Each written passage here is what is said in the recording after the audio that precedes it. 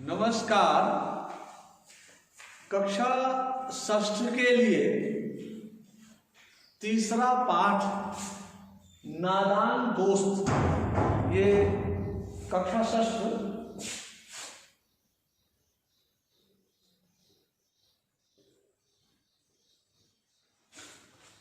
नादान दोस्त मुंशी प्रेमचंद इसके लेखक हैं। दोस्त तो है लेकिन नादान है। नादान मतलब हिंदी में इसको अबोध बोलते हैं। नादान शब्द उर्दू भाषा का है। तो इसमें मैं पहले आज दूसरे अंक का आदर्श वाचन कर रहा हूं। जब भी आप वीडियो खोलेंगे तो अनुकरण वाचन जरूर करिएगा।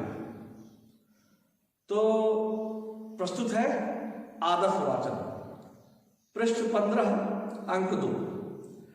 गर्मी के दिन थे, बाबूजी दफ्तर गए हुए थे।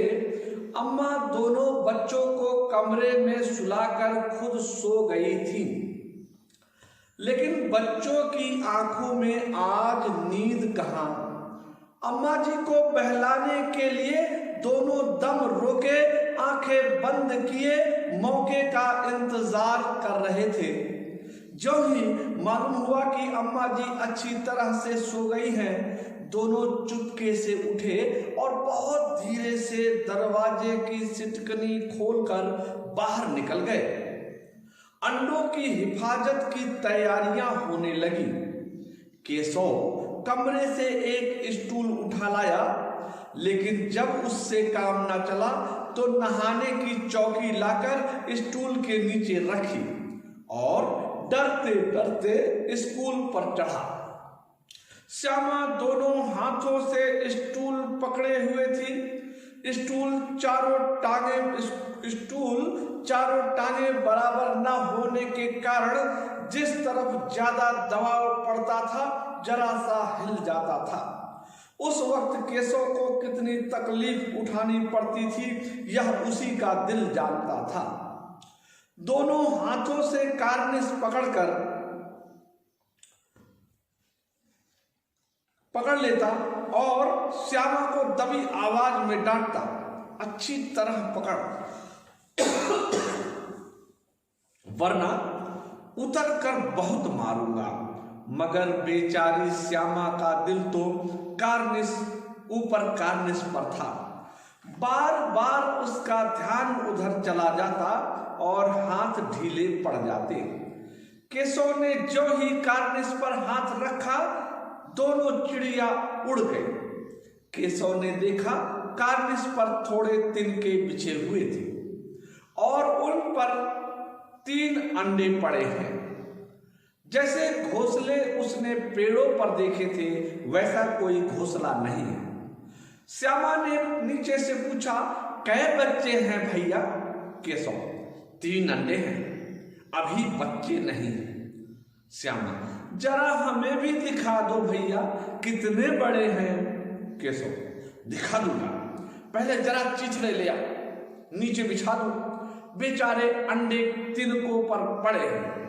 श्यामा दौड़कर अपनी पुरानी धोती फाड़कर एक टुकड़ा लाई। केशव ने झुककर कपड़ा ले लिया। उसकी कई तह करके उसने एक गद्दी बनाई और उसे तिनकों पर बिछाकर तीनों अंडे धीरे से उस पर रख दिए। श्यामा ने फिर कहा, हमको भी दिखा दो भैया। केशव, दिखा दूंगा, पहले जरा वह टोकरी तो दे दो, ऊपर छाया कर दूं। श्यामा ने टोकरी नीचे से थमा दी और बोली, अब तुम उतर आओ, मैं भी तो देखूं। मैं उतर आऊं तो तुझे दिखा दूंगा। श्यामा प्याली और चावल भी लाई। केशव ने टोकरी के नीचे दोनों चीजें रख दी और आहिस्ता से उतर आया। श्यामा ने गिड़गिड़ा कर कहा, अब हमको भी चढ़ा दो भैया। केशव, तू गिर पड़ेगी। श्यामा, ना गिरूंगी भैया, तुम नीचे से पकड़े रहना। केशव, ना भैया, कहीं तू गिरा पड़ी तो अम्मा जी मेरी चटनी कर डालेंगी, कहेंगी कि तूने ही चढ़ाया था। क्या करेगी देखकर? अब अंडे बड़े आराम से हैं, जब बच्चे निकलेंगे तो उनको पालेंगे। दोनों चिड़िया बार बार कार्निस पर आती थी और बगैर बैठे उड़ जाती थी। केशव ने सोचा, हम लोगों के डर से नहीं बैठती। स्टूल उठाकर कमरे में रख आया, चौकी जहां की थी वहां रख दी। श्यामा ने आंखों में आंसू भरकर कहा, तुमने मुझे नहीं दिखाया, मैं अम्मा जी से कह दूंगी। केशव, अम्मा जी से कहेगी तो बहुत मारूंगा, कह देता हूं। श्यामा, तो तुमने मुझे दिखाया क्यों नहीं? केशव, और गिर पड़ती तो 4 सर न हो जाते? श्यामा, हो जाते तो हो जाते, देख लेना, मैं कह दूंगी। इतने में कोठरी का दरवाजा खुला और मां ने धूप से आंखों को बचाते हुए कहा, तुम दोनों बाहर कब निकल आए? मैंने कहा न था कि दोपहर को ना निकलना। किसने किवाड़ खोला? केशव ने खोला था, लेकिन श्यामा ने मां से यह बात कही। इसे डर लगा कि पिट जाएंगे, उसे डर लगा कि पिट जाएंगे।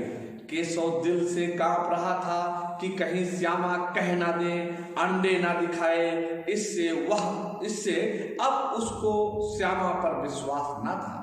श्यामा सिर्फ मोहब्बत के मारे चुप थी, या इस कसूर में हिस्सेदार होने की वजह से इसका फैसला नहीं किया जा सकता। शायद दोनों ही बातें थी। मां ने दोनों को डांट डपट कर फिर कमरे में बंद कर दिया। आप धीरे धीरे उन्हें पंखा झलने लगे। अभी सिर्फ 2 बजे थे, बाहर तेज लू चल रही थी। अब दोनों बच्चों को नींद आ गई थी। ये आदर्श वाचन था, और अब आदर्श वाचन के उपरांत मैं काठिन्य निवारण सरलीकरण कर रहा हूं।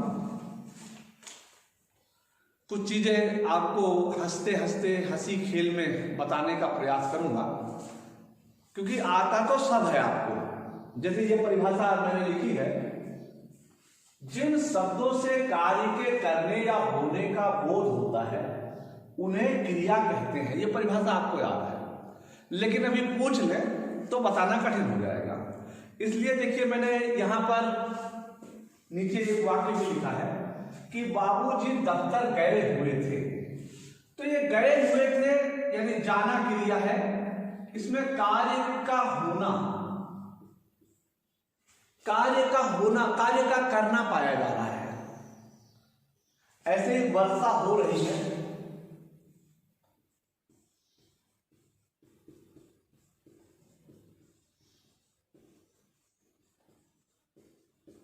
यहां पर कार्य का होना पाया जा रहा है। तो जब किसी शब्द से कार्य के करने या होने का बोध हो तो उस शब्द को क्रिया कहते हैं। क्रिया आपको पहचानने में दिक्कत नहीं होगी, क्रिया जानते भी हैं।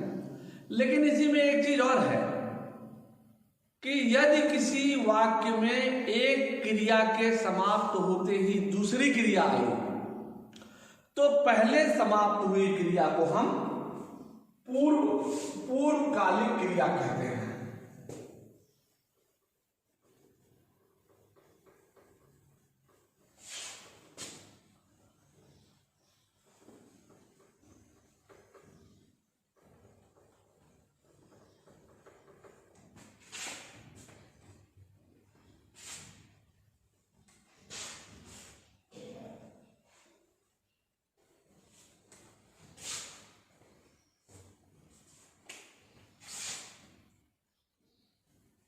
यदि किसी वाक्य में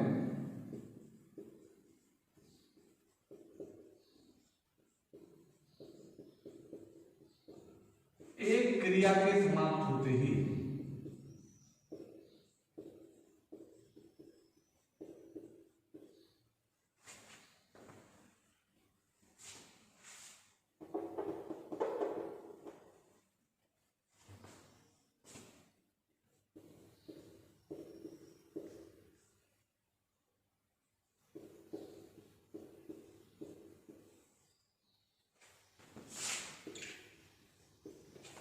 एक क्रिया के समाप्त होते ही दूसरी क्रिया शुरू होती है।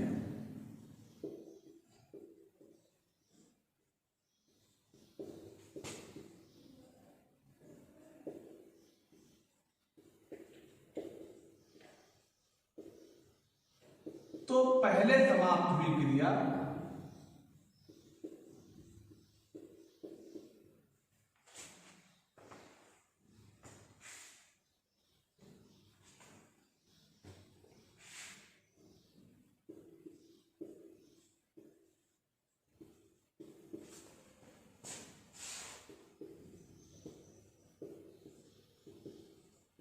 पूर्वकालिक क्रिया।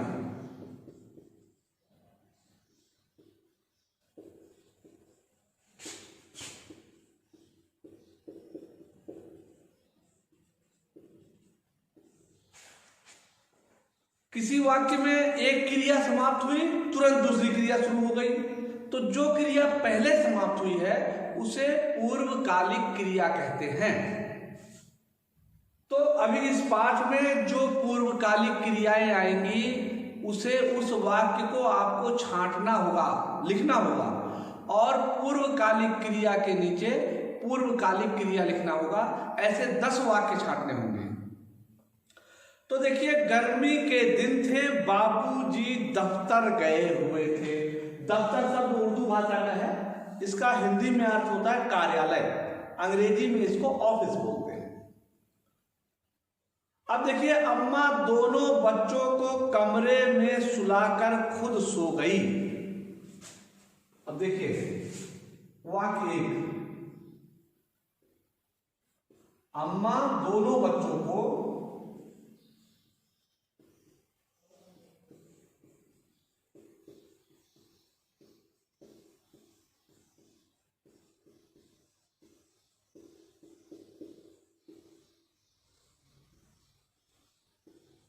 खुद सो गई।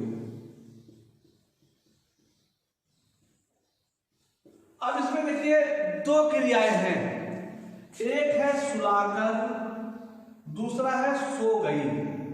तो पहली क्रिया क्या हुआ? सुलाकर। दूसरी क्रिया हुई सो गई।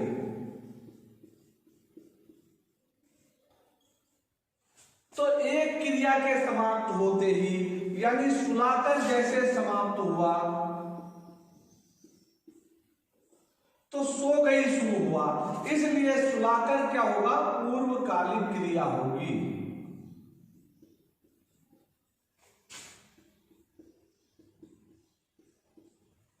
मैंने आपको एक क्रिया समझाई, पूर्वकालिक क्रिया। ऐसे ही वाक्य में जहां जहां पूर्वकालिक क्रिया आएगी मैं बताता रहूंगा, और आप वीडियो देख करके अंत में कम से कम 10 वाक्य छांटोगे, और उन सभी वाक्यों में जिसमें पूर्वकालिक क्रिया होगी उनको रेखांकित करोगे, और उसके नीचे ऐसे लिखोगे पूर्वकालिक क्रिया। तो अम्मा दोनों बच्चों को कमरे में सुलाकर खुद सो गई, यानी पहले बच्चों को सुलाया फिर सो गई। लेकिन बच्चों की आंखों में आज नींद कहां थी? बच्चों के नेत्रों में नींद नहीं थी। अम्मा जी को बहलाने के लिए दोनों दम रोके, सांस रोके, आंखें बंद किए, मौके का इंतजार कर रहे थे। इंतजार और मौका दोनों उर्दू भाषा का शब्द है। मौका मतलब अवसर, इंतजार मतलब प्रतीक्षा। जो ही मालूम हुआ कि अम्मा जी अच्छी तरह से सो गई, दोनों चुपके से उठे, धीरे से, आहिस्ता आहिस्ता, और बहुत धीरे से दरवाजे की सिटकिनी खोला। सिटकिनी खोलकर बाहर निकल आए। तो पहले उन्होंने क्या किया? सिटकिनी खोला फिर बाहर निकले। तो खोलकर जो है ये पूर्वकालिक क्रिया है। अंडों की हिफाजत, हिफाजत भी उर्दू भाषा का शब्द है। हिफाजत मतलब सुरक्षा या संभालना, तो सुरक्षा भी है इसका मतलब, सुरक्षा। तो अंडों की हिफाजत की तैयारियां होने लगी। केशव कमरे से एक स्टूल उठा लाया। स्टूल अंग्रेजी भाषा का शब्द है, छोटा छोटी चीजें, ये जैसे स्टूल हुआ, अब आप देखिए स्टूल है,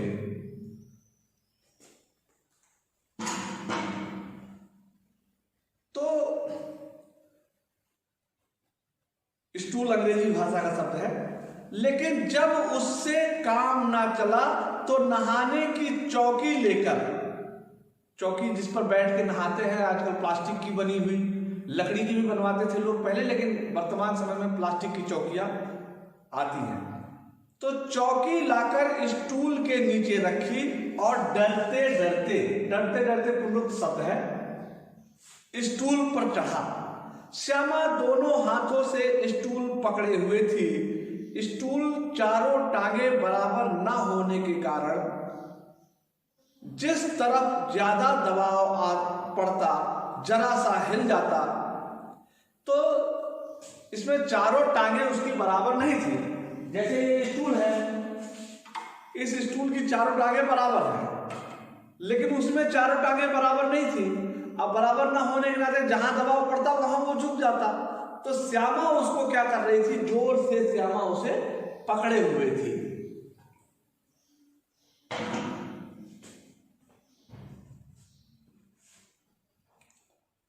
उस वक्त केशव को कितनी तकलीफ, तकलीफ भी उर्दू भाषा का शब्द है, तकलीफ यानी कष्ट उठाना पड़ता, यह उसका दिल ही जानता है। दिल भी उर्दू भाषा का शब्द है, हिंदी में हृदय बोलते हैं। दोनों हाथों से कार्निस पकड़ लेता। कार्निस का जो अर्थ है वो मैंने जो कल बताया था वो उचित नहीं था, उपयुक्त नहीं था। ये कार्निस का मतलब होता है खिड़की। तो जैसे हम इस चित्र में देख रहे हैं ना, खिड़की के ऊपर जो छज्जा लगा होता है, जैसे खिड़की है और खिड़की के ऊपर ऐसे छज्जा लगा हुआ है, उसको कार्निस बोलते हैं। तो पकड़ लेता और श्यामा को दबी आवाज में डांटता, अच्छी तरह से पकड़, वरना उतर कर बहुत मारूंगा, बेचारी श्यामा। अब ये देखिए, श्यामा जो है ये विशेष से है, संज्ञा है,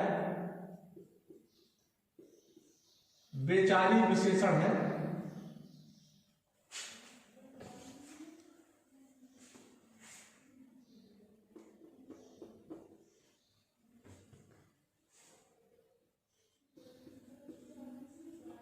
गुणवाचक विशेषण भी है। तो बेचारी श्यामा का दिल तो ऊपर कार्निस पर था, कार्निस के ऊपर जो चीजें रखी हुई हैं, और बार बार उसका ध्यान उधर चला जाता, हाथ ढीले पड़ जाते। तो केशव ने जो ही कार्निस पर हाथ रखा, दोनों चिड़िया उड़ गई। केशव ने, वहां चिड़िया बैठी थी, कार्निस पर जैसे हाथ रखा तो दोनों की दोनों चिड़िया वहां से उड़ गई। केशव ने देखा कार्निस पर थोड़े तिनके हैं, तिनके संज्ञा है और संज्ञा की विशेषता बताया थोड़े में, तो ये मात्रा संबंधी विशेषता है। तो और इस मात्रा को तोला जा सकता है, गिना नहीं जा सकता, या इसको गिना भी जा सकता है, तो अनिश्चित संख्यावाची होगा। ये विशेषण तिनके कितने थे, थोड़े थे, तो ये तिनकों को गिना जा सकता है, तो ये संख्यावाची होगा, परिमाणवाची नहीं होगा, संख्यावाची। थोड़े तिनके थे,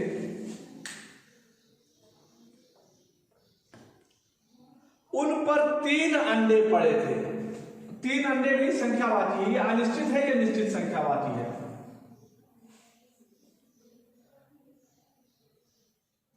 जैसे घोंसले उसने पेड़ों पर देखे थे, पेड़ों पर बच्चे जो घोंसला देखते हैं, कल्पना करते हैं वैसे ही घोंसले होंगे, लेकिन वैसा कोई घोंसला ना था। श्यामा ने पूछा, कै बच्चे हैं भैया? केशव बोलता है, 3 अंडे हैं, अभी बच्चे नहीं निकले। श्यामा, जरा हमें दिखा दो भैया, कितने बड़े हैं? केशव, दिखा दूंगा, जरा चिथड़े ले आ, नीचे बिछा दो, बेचारे अंडे। अब अंडे संज्ञा है, अंडों की विशेषता बताई बेचारे शब्द ने, तो एक गुणवाचक विशेषण है। बेचारे अंडे तिनकों पर पड़े हैं। श्यामा दौड़कर अपनी पुरानी धोती फाड़कर एक टुकड़ा लाई। तो देखो श्यामा पहले दौड़कर गई, पुरानी धोती लाई, धोती संज्ञा है और पुरानी विशेषण है, ये गुणवाचक विशेषण है। तो पुरानी धोती लाई और पुरानी धोती लाने के बाद उसमें से टुकड़ा दिया, एक टुकड़ा लाई। तो दौड़कर और पुरानी धोती फाड़कर ये पूर्वकालिक क्रियाएं हैं। केशव ने झुककर कपड़ा लिया। केशव पहले झुका और फिर उसने कपड़ा लिया। केशव ने झुककर कपड़ा लिया।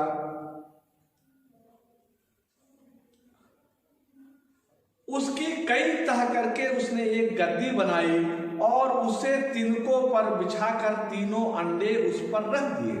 तो देखो पहले उस तहों को बिछाया, बिछाने के बाद उस पर अंडे रख दिए। तो पहले क्रिया कौन सी खत्म हुई, समाप्त हुई, बिछाकर। तो बिछाकर पूर्वकालिक क्रिया होगी। तो केशव ने क्या किया, जो कपड़े श्यामा लाई थी उस कपड़े के 3 तह किए, अंडे उठाए हाथ से और उन तह को उस पर बिछा करके कपड़ों की तह को उस पर अंडे को रख दिया। श्यामा ने फिर कहा, हमको दिखा दो भैया। केशव, दिखा दूंगा, पहले जरा सी टोकरी तो दे दो, ऊपर छाया कर दूं। श्यामा ने टोकरी नीचे थमा दी और बोली, अब तुम उतर आओ, मैं भी तो देखूं। केशव ने टोकरी को एक टहनी से टिका कर कहा, जा दाना और पानी की प्याली ले आ, मैं उतर आऊं तो तुझे दिखा दूंगा। उसने कहा कि तू पहले ये लिया, दाना रखने के लिए और प्याली रखने के लिए कटोरी। श्यामा प्याली और चावल भी लाई। केशव ने टोकरी के नीचे दोनों चीजें रख दी और आहिस्ता मतलब धीरे से उतर आया। श्यामा ने गिड़गिड़ा कर कहा, हमको भी चढ़ा दो भैया। पहले गिड़गिड़ाई फिर कहा, तो गिड़गिड़ा कर कौन सी क्रिया होगी, पूर्वकालिक क्रिया होगी। क्या कहा उसने, हमको भी चढ़ाओ। केशव, तू गिर पड़ेगी। श्यामा, ना गिरूंगी भैया, तुम नीचे से पकड़े रहना। केशव, ना भैया, कहीं तो गिरा पड़ी तो अम्मा जी मेरी चटनी कर डालेंगी, कहेंगी तूने ही चढ़ाया था, क्या करेगी देखकर। अब अंडे बड़े आराम से हैं, जब बच्चे निकलेंगे तब उनको पालेंगे। दोनों चिड़िया बार बार कार्निस पर जाती थी और बगैर बैठे उड़ जाती थी। तो पहले वो कार्निस पर जाती थी, बैठती नहीं थी, फिर उड़ जाती थी। तो इसमें पूर्वकालिक क्रिया कौन सी है, समझिएगा। केशव ने सोचा, हम लोगों के डर से नहीं बैठती, स्टूल उठाकर कमरे में रख आया। पहले उसने स्टूल को उठाया फिर कमरे में रखाया। तो पूर्वकालिक क्रिया कौन सी है, चौकी जहां की थी वहीं रखी। श्यामा ने आंखों में आंसू भरकर कहा, पहले उसकी आंखों में आंसू भरे फिर कहा, तो आंसू भरकर क्या होगा, पूर्वकालिक क्रिया। तुमने मुझे नहीं दिखाया, मैं अम्मा जी से कह दूंगी। केशव, अम्मा जी से कहेगी तो बहुत मारूंगा, कह देता हूं। हाँ। श्यामा, तो तुमने मुझे दिखाया क्यों नहीं। केशव, और गिर पड़ती तो 4 सर न होते। 4 सर में संख्यावाची विशेषण है, सर संज्ञा विशेष और 4 विशेषण।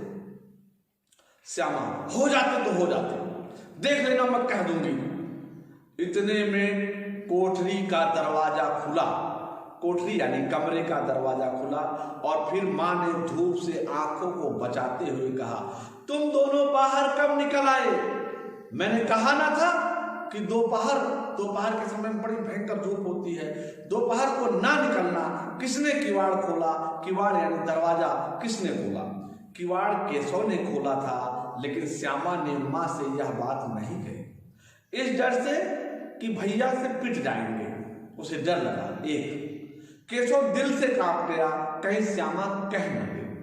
अंडे ना दिखाए थे, इससे वह श्यामा पर विश्वास नहीं कर रहा था। श्यामा सिर्फ मोहब्बत के मारे चुप थी, या इस कसूर में हिस्सेदार होने के नाते, क्योंकि पूरी जो प्रक्रिया चली उसमें उसकी भी भागीदारी थी। इसका फैसला नहीं किया जा सकता कि श्यामा ने क्यों नहीं कही। हो सकता है दोनों बातें हों। मां ने दोनों को डांट डपट कर फिर कमरे में बंद कर लिया। पहले मां ने दोनों को डांटा, फिर बंद किया, तो पूर्वकालिक क्रिया इसमें कौन सी होगी? डांट डपट कर। और आप धीरे धीरे उन्हें पंखा झलने लगी। अभी सिर्फ 2 बजे थे, बाहर तेज लू चल रही थी। अब दोनों बच्चों को नींद आ गई थी, वे सो गए थे। तो आज इतना ही। और इधर देखिए, हमने शब्दार्थ में उर्दू और अंग्रेजी के शब्द लिखे हैं।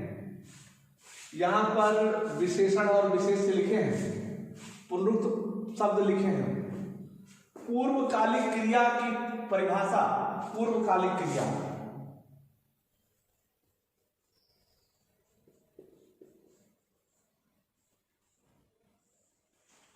ये परिभाषा है। एक उदाहरण भी दिया मैंने।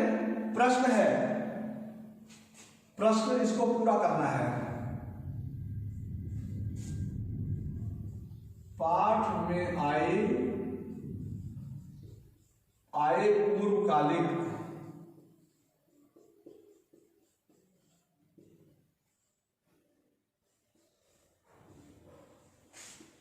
क्रियाओं के 10 वाक्य लिखिए।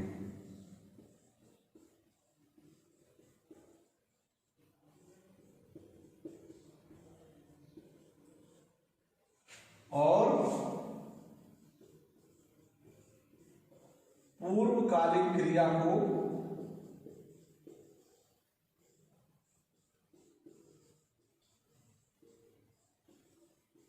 रेखांकित कर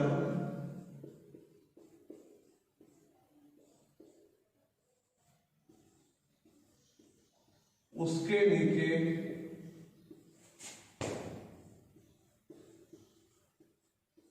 पूर्वकालिक क्रिया लिखें।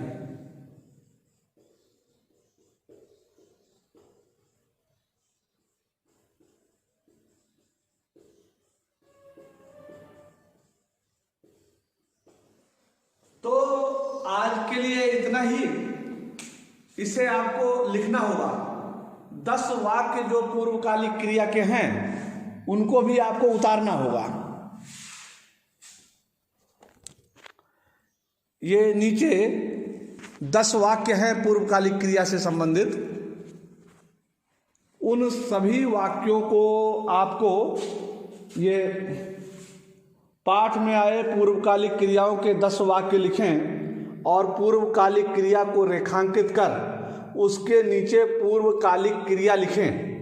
ये भी आपको इसको करना होगा, ये गृह कार्य है। आज के लिए बस इतना ही। तब तक के लिए धन्यवाद।